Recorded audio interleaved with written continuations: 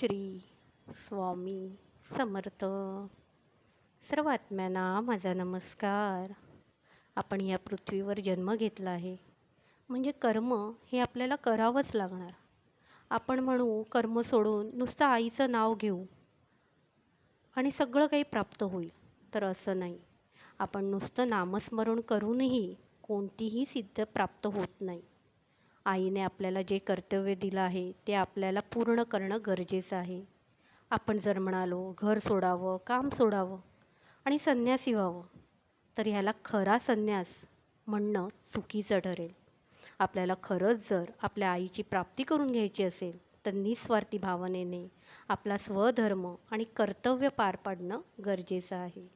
आपण हे करू शकतो. कोणतेही कर्म करताना किंवा कर्म केल्यानंतर त्याचं फळ आईच्या चरणात अर्पण केलं तर मात्र आपल्या कर्माचा कर्मयोग होतो आणि ह्यातूनच आपली आध्यात्मिक प्रगती होते. उदाहरणार्थ, आपण जर योग्य रीतीने म्हणजेच जर एखादा विद्यार्थी असेल तर त्याने अभ्यास प्रामाणिकपणे केला, तसंच आईवडिलांची सेवा केली, तर ह्याला त्याचं कर्तव्य असं म्हणू शकतो. दुसरं, आपण एखादी नोकरी करतो आणि त्याचा अहंकार न बाळगता, फळाची अपेक्षा न बाळगता कर्तव्य केलं हा भाव ठेवला, तर ह्याला आपण कर्मयोग असं म्हणू शकतो. आई इतकंच म्हणते, आपण आपलं कर्तव्य योग्य रीतीने केलं पाहिजे, त्याला टाळून चालणार नाही. आणि ह्या गोष्टी निस्वार्थी भावनेने जर आपण आईला अर्पण केल्या तर मात्र ह्यातूनच आपलं मन शुद्ध होतं आणि आध्यात्मिक सिद्धी देखील प्राप्त होऊ शकते. आपण असं म्हणतो की आपण आराम करावं, शांत बसावं, तरीसुद्धा आपलं कर्तव्य हे सुरूच असतं. कारण कोणताही मनुष्य एक क्षणभरही कर्म न करता राहू शकत नाही. आपण जिवंत आहोत म्हणजे सतत काही ना काही कृती करतच राहणार, बरोबर ना? आपण झोपलो तरीसुद्धा श्वास घेणं, हृदयाचे ठोके, विचार करणं हे चालूच असतं. पण एक आहे, प्रश्न कर्म करण्याचा नाही, तर तो कर्म आपण कोणत्या भावनेने करतो हे महत्त्वाचं आहे.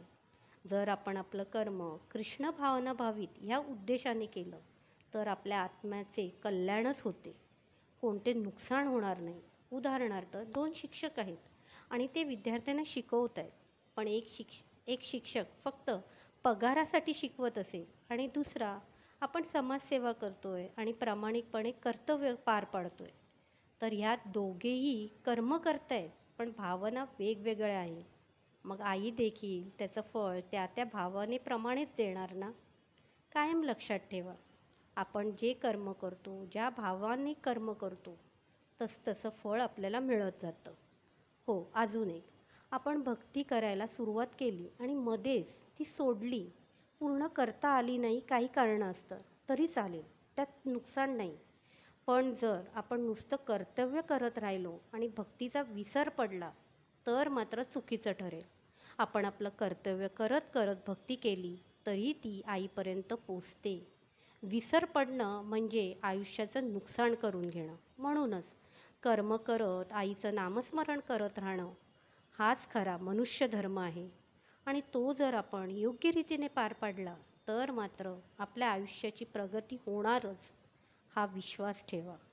श्री स्वामी समर्थ.